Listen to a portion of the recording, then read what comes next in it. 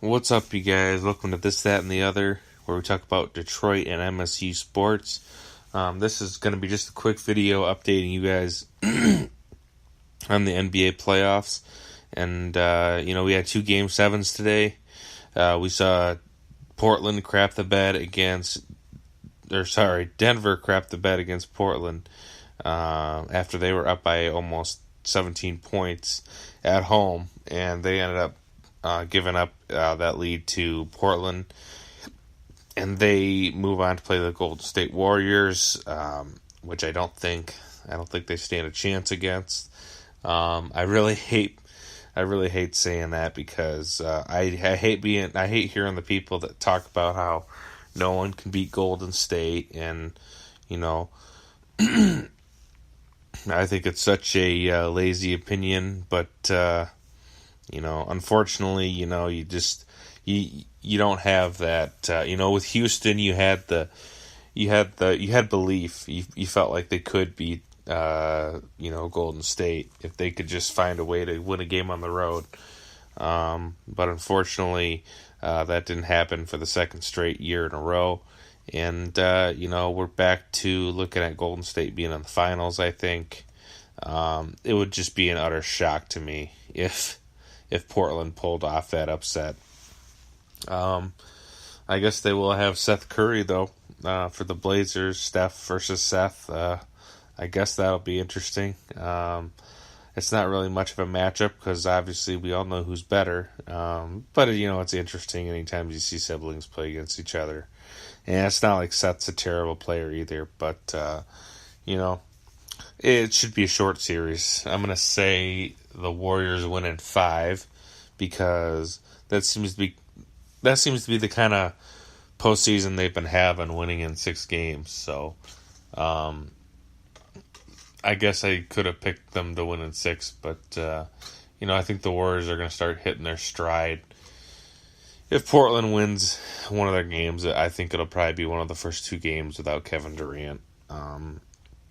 The main game I was excited about to see was the Raptors beating the 76ers at home. The Raptors have had so much trouble in the playoffs, so much trouble in Game 7's, and so much trouble in the semifinals. So you just got to feel great for Toronto right now.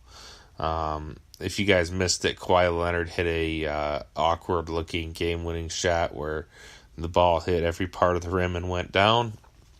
But that's the way she goes. And if any of you Raptors fans out there remember 2001, where you saw Game 7 against the 76ers, and the winner of that game went on to play Milwaukee, just like this year. The only difference is that instead of Vince Carter missing the game-winning shot, Kawhi Leonard was able to make it. And, it was almost the same kind of shot, kind of like a, catch and shoot fadeaway.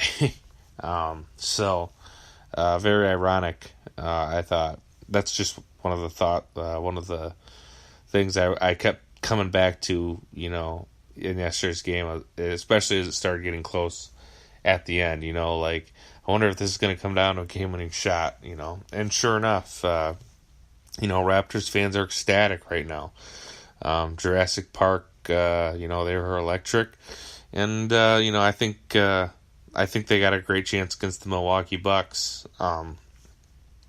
Couple of notable things yesterday I thought was Toronto. I think Kawhi Leonard hit under a minute to go in the game. Kawhi Leonard shoots a turnaround fadeaway, and it goes in and out. And Toronto gets the offensive rebound, and they don't reset the shot clock. And if anyone knows if there's like a changing of the rules where the shot clock does not reset anymore, I'd like to know, because I was very curious to see why that happened. Just baffled. I thought that was, the fact that nobody caught that. And I was watching the game at Applebee's where they have no sound or anything, so I didn't hear any of the commentary on what the guys were saying about an explanation for what they did. So, I'm just I would love to know what happened there. I'm just very curious, you guys. Another I didn't think they needed to give Marc Gasol a flagrant for his inadvertent hand to the brushing Embiid's face. I think it was in the third quarter, especially after they had just nailed a bucket. I've said it once, I'll say it again. NBA needs to have more accountability with their officials, similar to what the NFL does, because there's the NBA is kind of like I'm gonna sound like a conspiracy theorist, but I really don't think the NBA cares about fairness so much. To be honest, like one team getting the calls, keeping everyone's fans interested. I'm not going to go into it much further because I don't want people to think I'm a nutcase conspiracy theorist guy. But the NBA, I'm just going to summarize by saying NBA needs to be held accountable and their officials need to be held accountable. And we need to start seeing improvements in officiating and gameplay and, all the other aspects of their league. So I think they're kind of missing the 8 ball on a lot of things.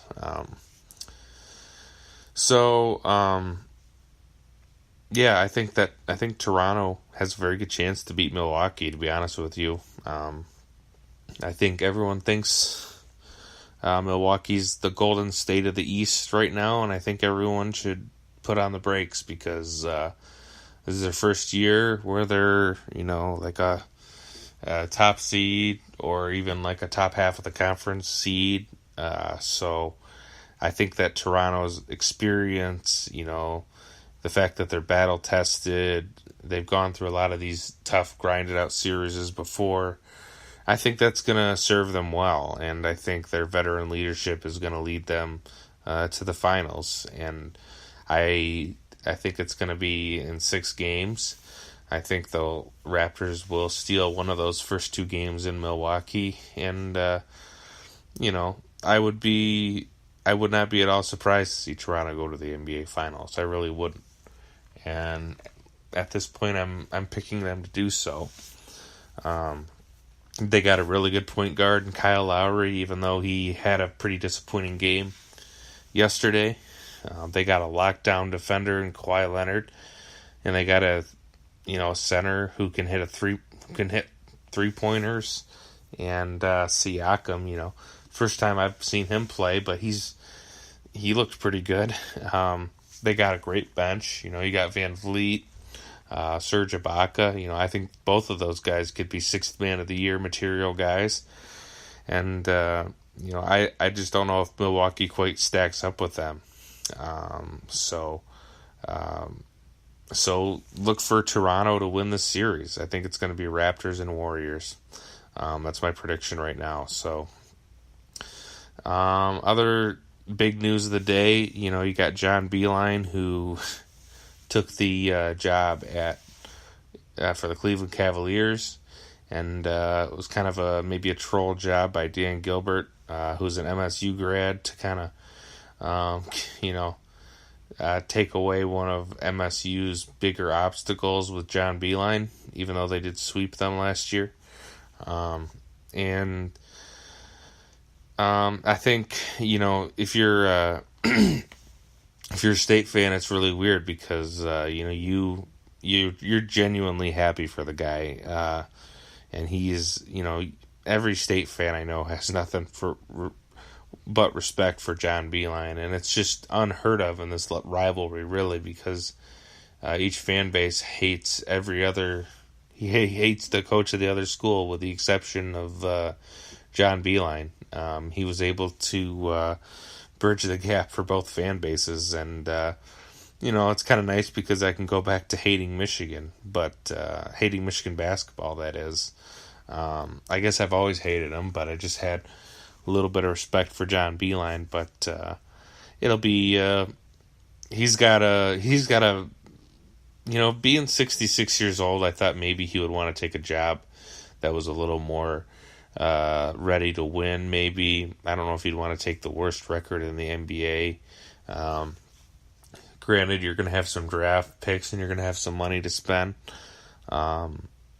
it'll be interesting to watch, I guess. I don't see a whole lot of reason for optimism over this, unfortunately.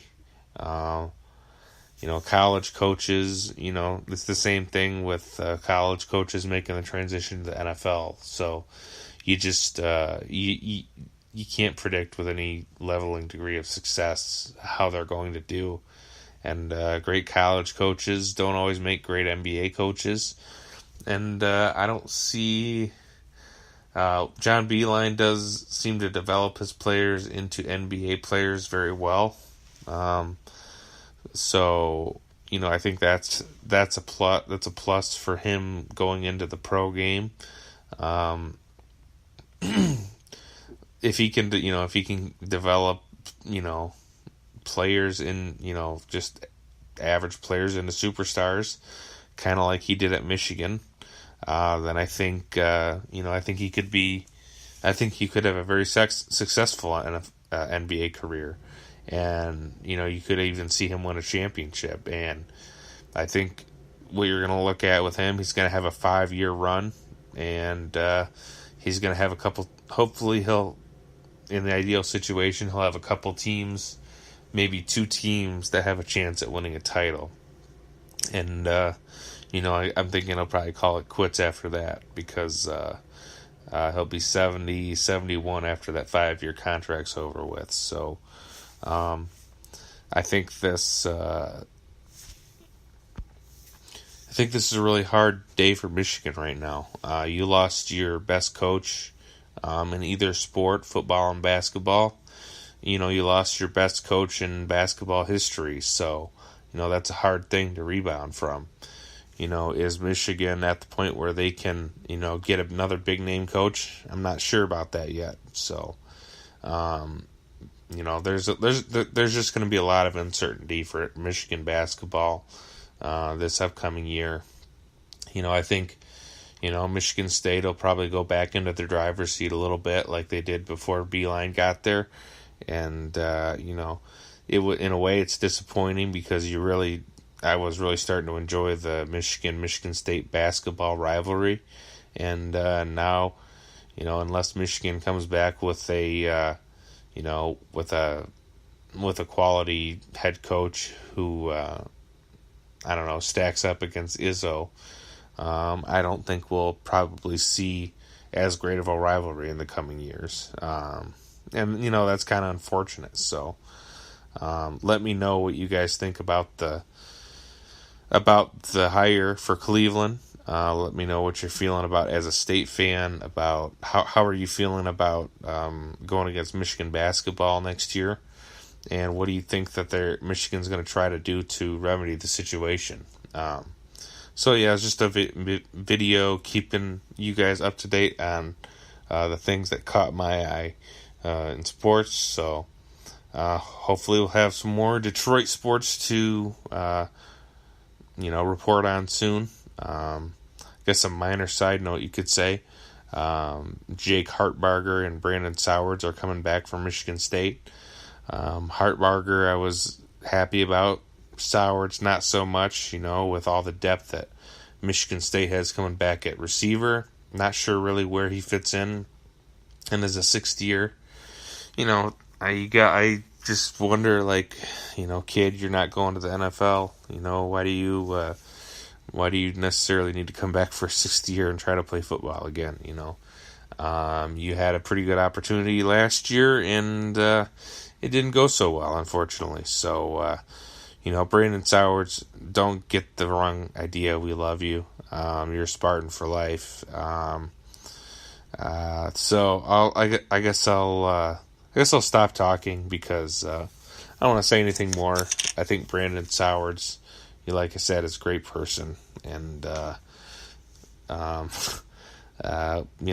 good luck next season. I really hope Brandon Sowards ends up being the next version of Blair White. So I'm going to leave it on a positive note, you guys. Have a good rest of your week, and enjoy the rest of the NBA playoffs.